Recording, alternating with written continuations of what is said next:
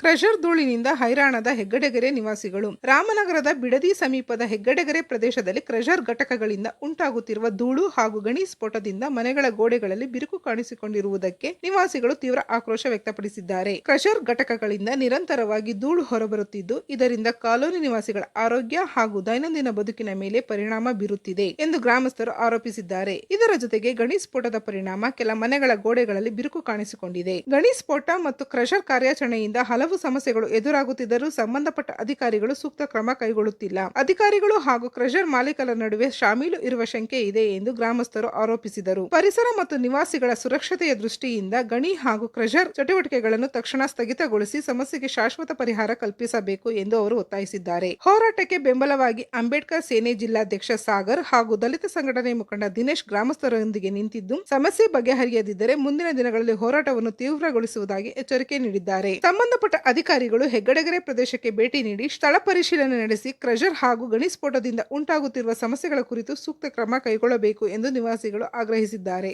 ಬಿಡದಿಯಲ್ಲಿರುವಂತಹ ಹೆಗ್ಗಡಗೆರೆ colony ಇದು. ಇಲ್ಲಿ almost ಎಲ್ಲ ನಮ್ಮ SC/ST ಸಮುದಾಯಗಳು ಒಂದು 48 ಮನೆಗಳಿವೆ. ಈ ಮನೆಗಳಿರುವಂತ ಪಕ್ಕದಲ್ಲಿ 4 ಕ್ರಷರ್ಗಳಿವೆ.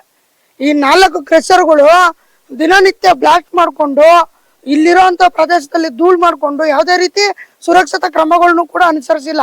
ಒಂದು ಭೂ ಮತ್ತು ಗಣಿ ವಿಜ್ಞಾನ ಇಲಾಖೆಯಲ್ಲಿ ಇವ್ರಿಗೆ ಲೈಸೆನ್ಸ್ ಕೊಡ್ಬೇಕಾದ್ರೆ ಮತ್ತು ಪರಿಸರ ಇಲಾಖೆಯಲ್ಲೂ ಲೈಸೆನ್ಸ್ ಕೊಡ್ಬೇಕಾದ್ರೆ, ಕಂದಾಯ ಇಲಾಖೆಯಲ್ಲೂ ಲೈಸೆನ್ಸ್ ಕೊಡ್ಬೇಕಾದ್ರೆ ಇವ್ರಿಗೆ ಸೀಟ್ಗಳನ್ನ ಅಳವಡಿಸ್ಬೇಕು, ಮತ್ತೆ ಗಿಡಗಳನ್ನ ನೆಡಬೇಕು, ಸುತ್ತಲೂ ಎಲ್ಲ ಪ್ರದೇಶ ಸುತ್ತಲೂ ನೀರನ್ನ ಅಳವಡಿಸ್ಬೇಕು ಅಂತೇಳಿ ಇವ್ರಿಗೆ NOC ಕೊಡ್ತಾರೆ. ಇವರು ಒಂದು ದಿನನೂ ಕೂಡ ಈ ಸುರಕ್ಷತಾ ಕ್ರಮಗಳನ್ನ ಅನುಸರಿಸ್ತಿಲ್ಲ. ಈ ಪ್ರದೇಶದಲ್ಲಿ ನೀವು ನೋಡಿ, ಇಲ್ಲೆಲ್ಲ ಬ್ಲಾಸ್ಟ್ ಮಾಡಿ ಬಂಡೆಗಳನ್ನ ಸಿಡಿಸ್ತಾ ಇದ್ದಾರೆ.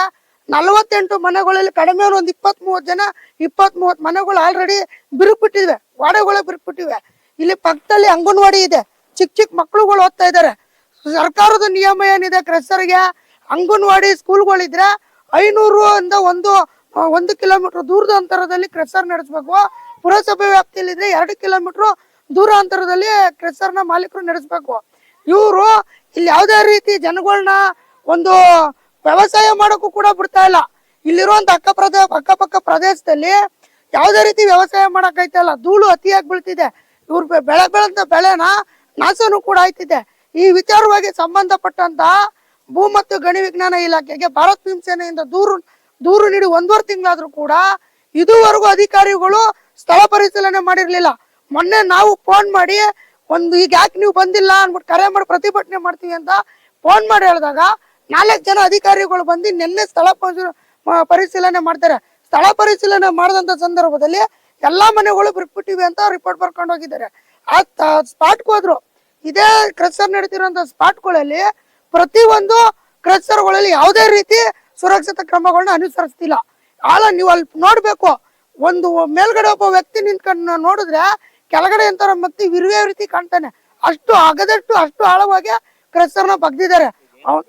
ನಮ್ಗೇನಿಲ್ಲ ಸರ್, ಇವಾಗ ಕೊಟ್ಟಿರುವಂತ ದೂರು ಇವಾಗ ನಾವು ಕೊಟ್ಟಿದೀವಿ, ಅವ್ರ ಮೇಲೆ ಕ್ರಮ ಆಗ್ಬೇಕು, ಬಿಟ್ಟು ಕ್ರಷರ್ನ ನಿಲ್ಲಿಸ್ಬೇಕು.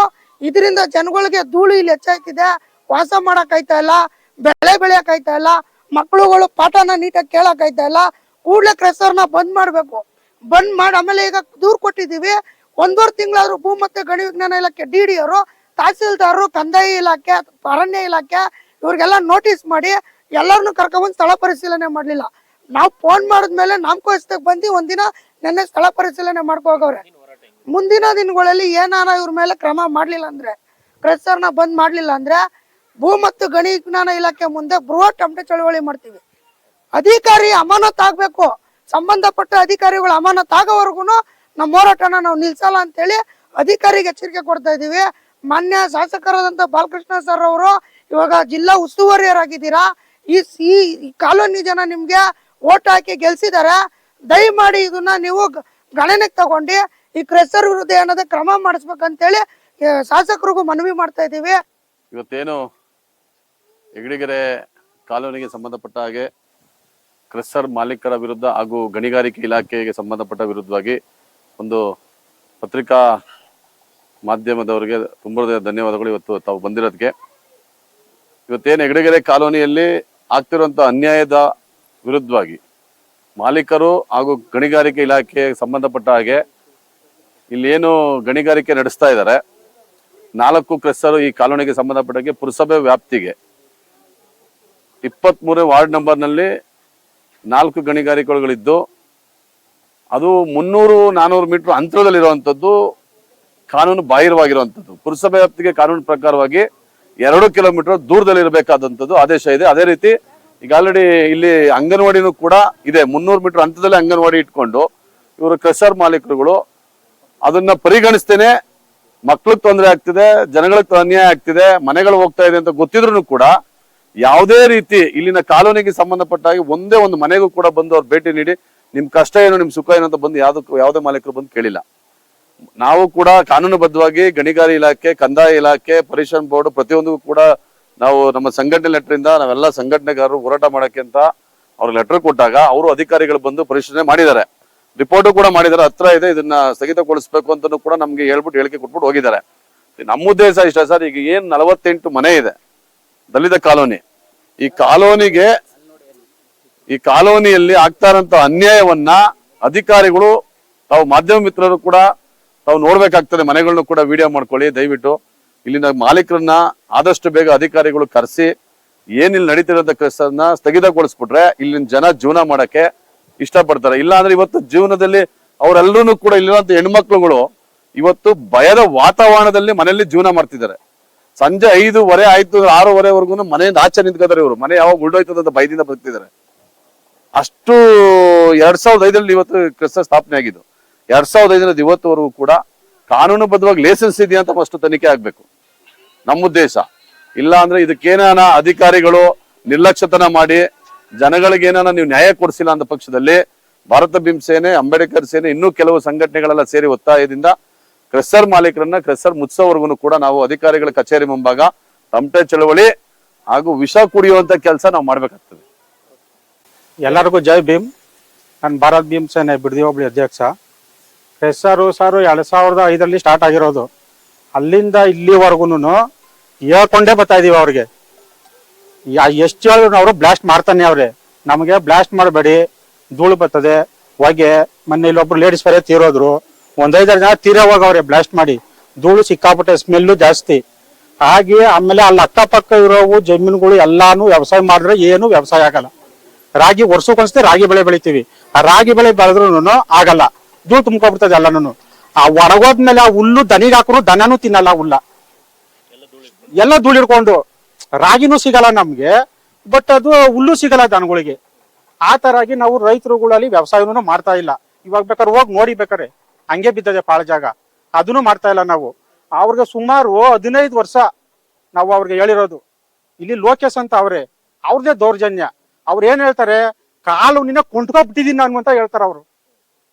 ಈ ಕಾಲೋನಿಗೆ ಇಲ್ಲಿ ಬಂದು ಒಂದಿನ ಹೆಜ್ಜೆ ಇಕ್ಬಿಟ್ಟು ಅವ್ರು ಬಂದ್ಬಿಟ್ಟು ಇಲ್ಲಿ ನಿಮ್ಗೇನ್ ಸಮಸ್ಯೆ ಆಗದೆ, ನನ್ ಕಣ್ಣಿಂದ ಏನೇನು ಆಗದ ಅಂತ ಒಂದಿನ ಬಂದು ಹೇಳವ್ರ ಅವ್ರು. ಇಲ್ಲಿ ಹೇಳ್ಸ್ಬಿಡಿ ನೋಡೋಣ.